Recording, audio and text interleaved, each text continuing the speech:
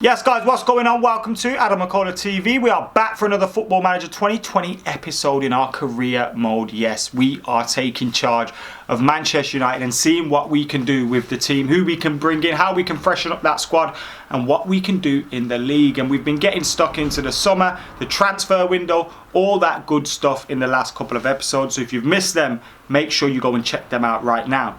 But right here, right now, we're going to continue with this. So make sure you're clicking that like button, commenting, sharing, subscribing as well. And if you can, click that join button and help us hit 100 members by the end of June. Right now, let's get stuck into this. So we've got a game next up against Salford City, which is a friendly. Most of our friendlies for some reason are looking like they're in England. We've got PSV away, Galatasaray away, Besiktas away and Barcelona at home coming up as well. But we've started with what looks like a bit of a trip on the road in England. The board are happy with the financial aspects of the Thomas Partey signing, which we managed to squeeze through in the last couple of minutes of the last episode. And of course, they're happy with the finances in the deal to eventually loan out Phil Jones, which we managed to do. And of course, send his ass to, where is he? Porto. We sent him to Porto. How could I forget that? But anyway, we're going to get carried on with this now. And as we said last time, we're trying to get a centre half. We were targeting Dayot Upamecano, but they keep rejecting our bids for Dayot Upamecano. Now, a few of you guys have suggested we go elsewhere and look elsewhere. Dayot Upamecano is somebody that I want. So we're going to keep trying to get him. We've obviously got Thomas Partey in now. If we can get Dayot Upamecano, I'll focus on getting Jadon Sancho in next. And we all want Jadon Sancho. The thing is, we've got enough money to make that happen. You see a 56.5 budget. I can even squeeze that budget up a little bit more as well and still have room in the budget to mess around with. So we've got the money there to make this deal happen. But I want to get it for the right price so that I've still got a little bit in the bank to go up to the board and say, yo, help me get Jadon Sancho. For those that don't know, we brought in Ethan Laird, he got injured. We brought in Angel Gomez, he got injured. So they're both out for 3 weeks. And this pre-season was a big chance for them to get involved. Thomas Partey is not going to be involved immediately. He's still on holiday for another 2 weeks, as is Fred for another day. So he'll probably be in the squad for that game tomorrow against Salford City. So we've obviously got this game with Salford City. And Anthony Martial scored the first goal, 1-0. There you have it, lovely cross from Bruno Fernandes, 1-0 Manchester United.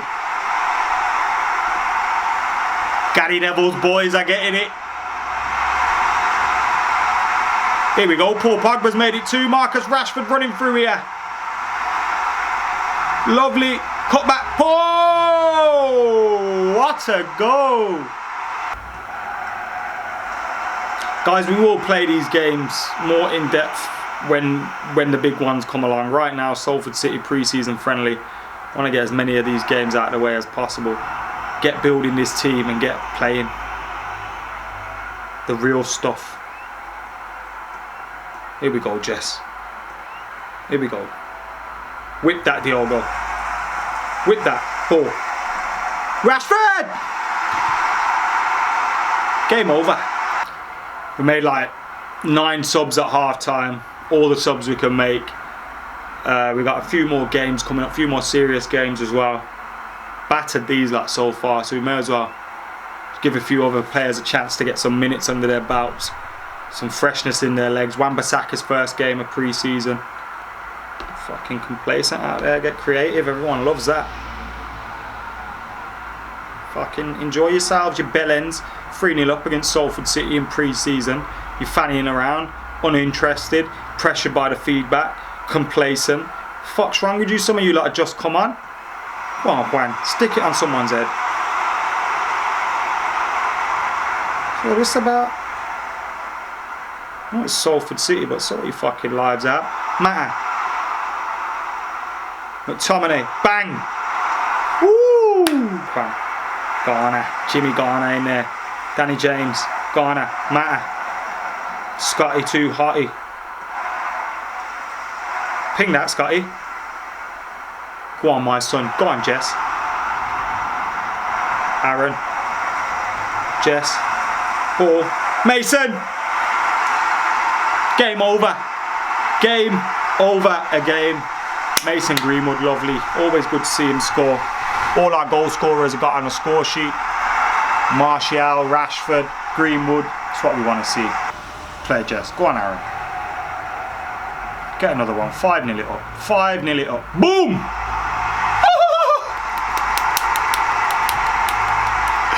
Jimmy Garner, lad! Yes! Goal of the season already. Fuck, I don't care. It's pre-season Salford City. What a strike. Look at this. Look at this. James Garner. Bam! Don't lose this clean sheet. I'm gonna slap up everyone.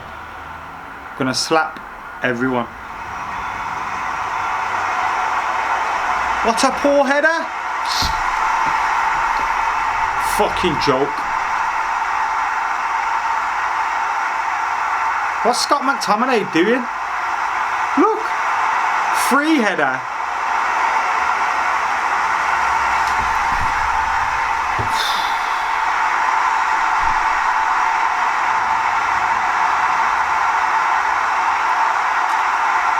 Blow the whistle, man. This is done.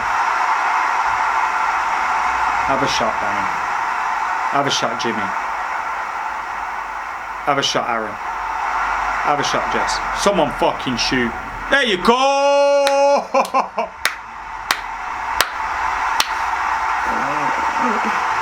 Yes.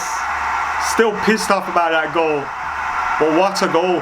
First the assist, James Garner, for his excellent strike. And Garner returns the favour. Sorry, Jesse returns the favour to Wan-Bissaka. Oh! Off the bar. 6-1 United. Pre-season game against Salford City. Done. So I've had another bid knocked back for my man. Some people have told me to give up, but I'm not giving up. I'm going to get the player that I want. So 25 million up front. Installments of 3 installments of 5 million. That's 15 million, 40 million. They're all in total. After 50 appearances, you can have another 5 million.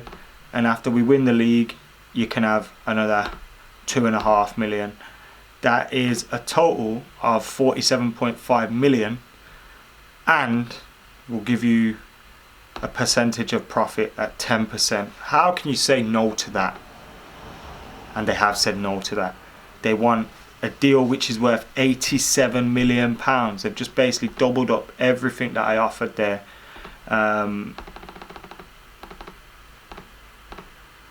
Nah, mate, that's not happening. Do we have to jack this in and focus on someone else? Nah, I'm not paying 86 million for my man when he's valued at 16.25 million. And I'll whisper this, but on another game I got him for 40 million. Back underway with another game. This time it's PSV in Holland, in Eindhoven. Made a few changes. Got Axel alongside Maguire. Lindelof has gone out. Luke Shaw out for Brandon. James Garner alongside Pogba in midfield as well. Danny James has started in place of Jesse Lingard. Pogba there with the ball, and here is Danny James. Oh, inspired team change. Poor Pogba with a superb ball over to him. Goal inside 30 seconds. Look at this for great play. Quality stuff. Pogba there, picks it up, ping, Danny James in, takes his time, rounds the keeper, 1-0. Played Rashford, go on son. Go on son. Pull it back, pull it back, pull it back. Penna. Martial, soft penalty there. Could it be 2-0 inside 7 minutes?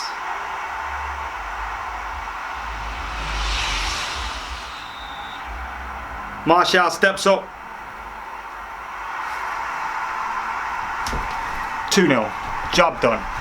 We've won this one in 8 minutes. So there we have it. We beat PSV 3-1 in the end. They did get a goal after Jesse's goal, but another win in the pre-season. Things are warming up nicely now. Before we end this video, we have to decide what we are doing with Dayot Upamecano.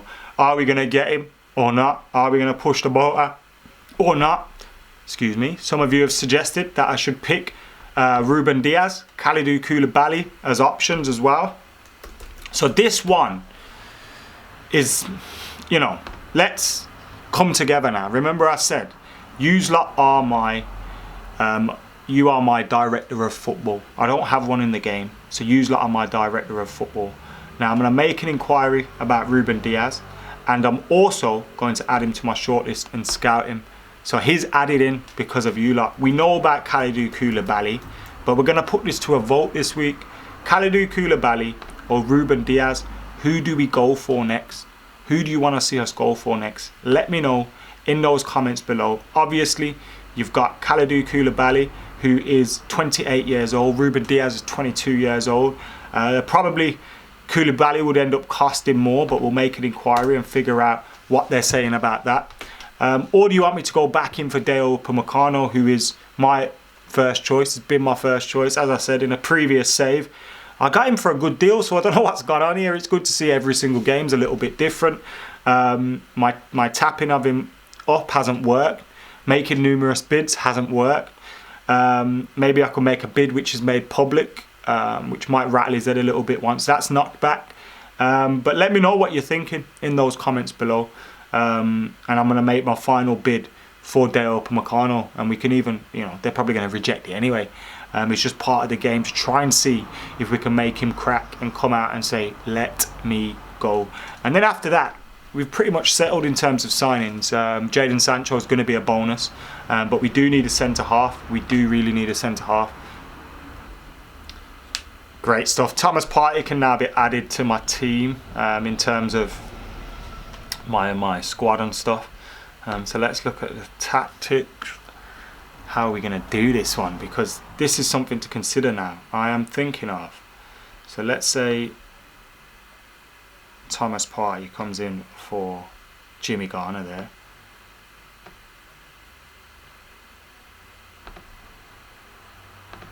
He's not a natural in that position. Now you could have this 4-2. We could have a 4-2-3-1, yeah, with him being the box-to-box midfielder alongside Paul Pogba and Bruno Fernandes ahead of him. Or you could bring Thomas Partey in centrally here. You could squeeze the wingers into a front three almost there. So Rashford and James. And you could put Pogba and Fernandes ahead of Partey. So a 4-1-2-3, but it's very narrow. There's no width there really. You could possibly also do this, but it's a more 4-1-4-1. And I'm not a fan of the 4-1-4-1, to be totally honest with you. There's a lot of spaces in those positions. Now, I think 4-2-3-1, as much as I hate it I don't hate it in real life, I prefer 4-3-3. I think playing the 4-2-3-1 might be the one that is a little bit easier and a little bit better in terms of you're getting all of your players into their favoured positions. Fernandes, Partey, Pogba, and it's important to keep them in their favoured positions. Also, you've got your inside forward of Marcus Rashford there, and Danny James or Jesse Lingard or hopefully Jadon Sancho on the other side. So I feel like I should go with this, but let me know you lot might have experienced better seasons with different formations and things like that. So Napoli have rejected an inquiry for Koulibaly, but we could still make a bid for him if we want. As I said, I'm going to go back in with a bid for Dayot Upamecano, see if we can get any budging on this. We've got Thomas Partey and he's ready to make his debut now as well, which is obviously great stuff for us. But I'm going to make a bid for Dayot Upamecano, another one. I'm also going to make a bid for Ruben Dias as well. And we'll see what they come back with in relation to that. So now, no deadline. You don't make these public like you did before, do you? That's gone now, hasn't it? Which is a bit annoying. But let's make that offer. Probably not going to be accepted. In fact, I know it's not going to be accepted. Let's see what Benfica say about Ruben Dias. Are they going to come back in and say, yo, take him? And Benfica have already also rejected our inquiry about Ruben Dias now. Could declare interest in him for transfer. And these lot are saying sign Dias whatever the price. Now if we compare with Dayot Upamecano, Ruben Dias is better than him at defending. His mental, aerial, technical, attacking. But Dayot Upamecano beats him in speed and vision. His physical abilities are the same. He's 2 years older than Dayot Upamecano. But these are the two now. Dayot Upamecano has just picked up an injury, which is for 3 to 6 weeks. So he's probably going to make me think, fuck that. But there we go with Ruben Dias. So let's have a look at Ruben. Let's see what kind of bid we could make for him and see if we can make this happen. I know I'm going to be cheeky here and just try and get something just to see what they come back with. So we'll put a £30 million bid in. They're going to come back with something ridiculous, ain't they? But let's... 52 mil they want. Has he got a release clause?